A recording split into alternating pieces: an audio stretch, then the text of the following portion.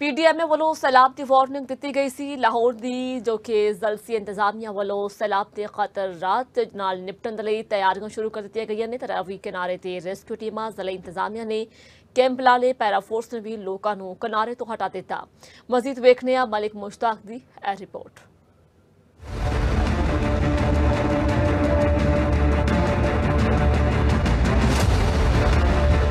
PDMA वालों बारिशां ते सैलाब दी वार्निंग। पंजाब हुकूमत ते लाहौर दी जिले इंतजामिया निबड़न लई तैयार। दरियाए रावी दे किनारे कैंप लग गए। दूजे पासे पैरा फोर्स ने दरियाए रावी दे किनारे आबाद खाना बदोशा नूं भी हटा दिता है। रेस्क्यू एहलकारां दा कश्तियां दे विच दरिया दा गश्त भी जारी है। हालात कंट्रोल विच ने, असीं फुली इक्विप्ड हां और 100% तैयार हां। साडियां टीमां असीं 24 घंटे की बुनियाद उत्ते इत्थे रावी ते कैंप लगाया होया है। साडियां जिहड़ियां कश्तियां ने वो पेट्रोलिंग करके आवाम नूं आगाही दे रही ने, उन्होंने वार्निंग्स जारी कर रही ने कि तुसीं प्लीज़ सेफ जगह ते चले जाओ। पैरा फोर्स इत्थे मौजूद है।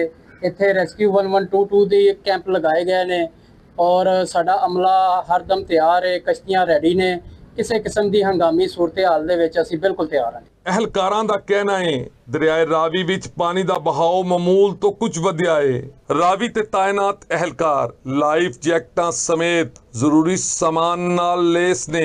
पानी दा रेला जिहड़ा है बड़ी तेजी नाल गुजर रहा है, जिहड़ा परेशान कर रहा है सानू और बोट नू। और इंशाअल्लाह ताला सानू पे रोजमर्रा दी परेशानी है, कोई एडा मसला नहीं आ रहा, कोई इशू नहीं हैगा। हुकाम दा कहना है जस्सड़ दे मुकाम ते 60,000 क्यूसिक दा रेला है।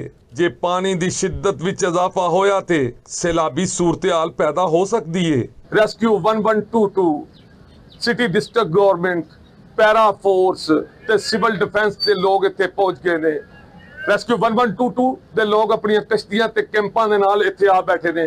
इन्हां दा आखना है कि अगर पानी वधिया ते ओहदे नाल निपटन दे सारे औजार साडे कोल मौजूद ने। लेकिन जेडे नशेबी इलाकों च किनारियां ते लोग बैठे हुए सन, उन्होंने उठा दिता गया है। कैमरामैन अदनान राजपूत दे नाल मलिक मुश्ताक, सन न्यूज़ लाहौर।